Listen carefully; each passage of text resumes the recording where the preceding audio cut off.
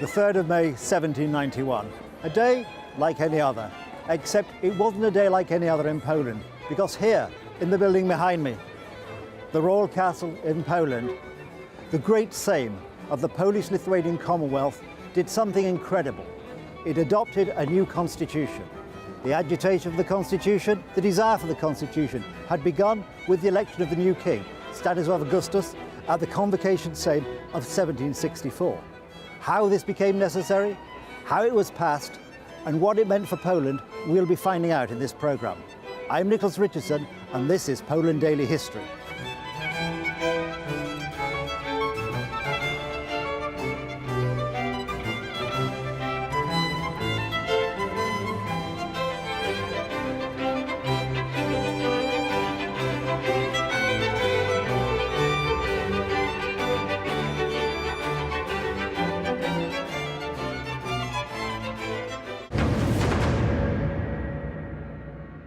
We're here in the Senate chamber in the Royal Castle in Warsaw, where the 3rd of May 1791 Constitution was enacted.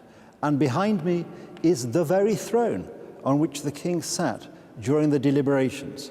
During that session of the Sejm, the king, Stanislaw Augustus, sat on this very chair, which has survived the tumultuous Polish history, and we can marvel that it's with us today.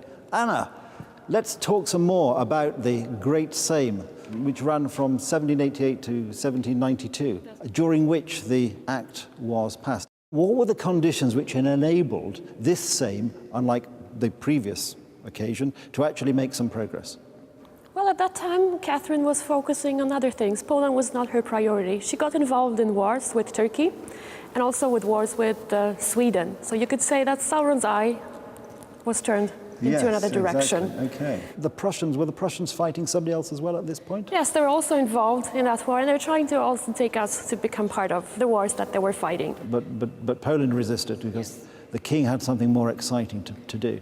On the other hand, we had quite strong generals that the two sides were trying to convince to work for them. I'm right in saying that there were some particular reasons why this Great Sejm, and in particular the session in 1791, was successful. One thing I think I'm right in saying was they used the device which had been used in the past of having the Sejm, sort of a confederated Sejm, which meant that in fact the liberum veto couldn't apply and that decisions were taken on a majority vote.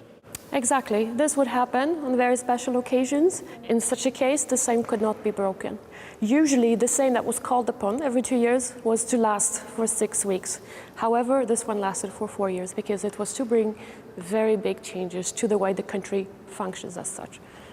And also, I think, again, it's something which obviously happens in the modern world, and of course, all history is interesting because I think it was Mark Twain who said, history doesn't repeat itself, but it certainly rhymes. And I think there were a couple of sort of shenanigans which they engaged in actually making sure that on the great day the measure actually passed. I think, for example, I read that some of the deputies were actually not present on the day the vote was going to be taken. Some were still on their Easter holidays, some hadn't been invited. So that on the day itself, we had a sort of fairly favourable collection of nobles in the room.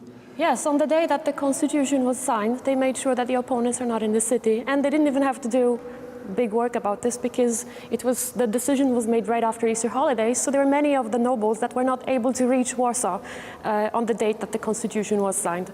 And I think, and also, obviously, just to avoid any particular problems, the king's nephew, Józef Poniatowski, had assembled troops around the Royal Castle and in Warsaw to make sure that the troublemakers, if they appeared, didn't get through. Also, the citizens of Warsaw, who the Constitution also guaranteed some rights that they were not entitled to for many centuries, they were also guarding the castle, making sure that whatever they asked for, whatever was to be promised inside that Constitution will actually take place. That great day dawned, 3rd of May, 1791, still a holiday in Poland today. And it was passed. I mean, a remarkable achievement, essentially, given where the king had been not so long ago, first partition of Poland, losing a third of the country. I think the partition Sejm, it's probably fair to admit, there were some quite useful things that happened. I think one of the Commission for National Education. I think was the first ministry of education in the world. Secular ministry. Yes, I think the first partition, same so-called, was not a complete disaster, but obviously having recovered from the disaster of 1772, to be here in 1791 having passed this great new constitution is a tremendous achievement. I mean, the king must have been absolutely thrilled. Yes, but some of the authors that were supporting the king in creating the constitution, like Ignacy Potocki, representing one of the most noble Polish families, along with Hugo Kołłątaj, another famous Polish reformist, after completing the constitution, they called it the last will or the testament of the Polish Commonwealth. However, the king was probably much more positive about it. I think the king was very keen, I think, to try and model the constitution, or not necessarily model, but take influences from the British constitution, which had a very strong state structure around a very strong king. I think that the problem he probably faced was that, looking at the British constitution at that time, you had a historical development whereby you had a very strong king and nobles gradually taking power from a very strong king, and then nobles, and then the House of Commons. Whereas, of course, he was coming at it from the opposite point of view. He's a rather weak king, trying to take back power from a very strong nobility, which, of course, is rather more difficult.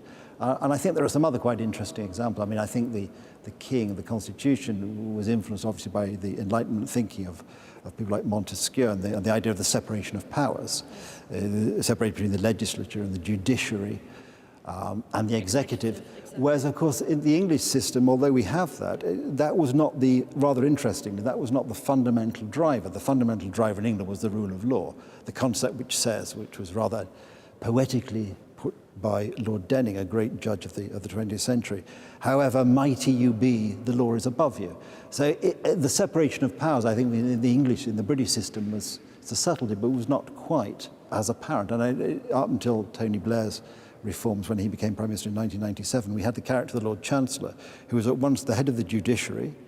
He also sat in the cabinet, so as a member of the executive, and he was also the equivalent of the Speaker of the House of Lords, which is the legislature. Now, if you were designing a system today, you'd say that's complete nonsense. You wouldn't do that.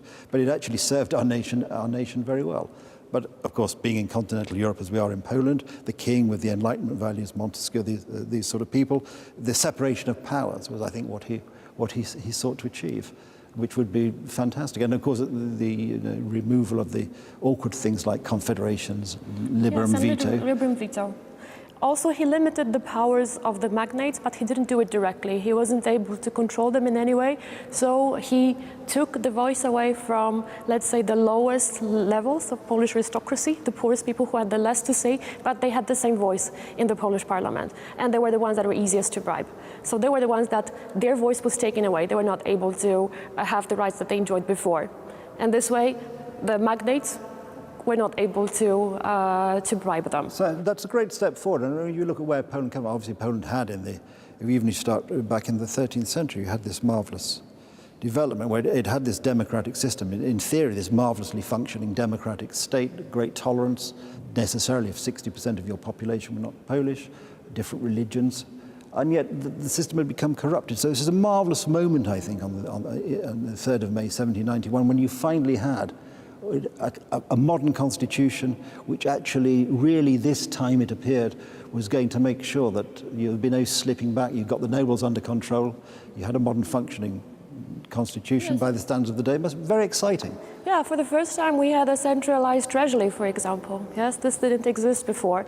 We finally got a proper ministry that was headed by the king, also the Primate of Poland, who was the head of the Educational Commission, was there, and there were another 5 ministers who were responsible for the most important areas of our political life, whether it was foreign affairs, internal affairs, treasury, and army. So out of a sudden we have an organ that is responsible to make sure that what the parliament is deciding upon is actually being executed. This did not exist in Poland anymore. A marvellous step forward, really, and really great and fantastic development and a rather marvellous achievement.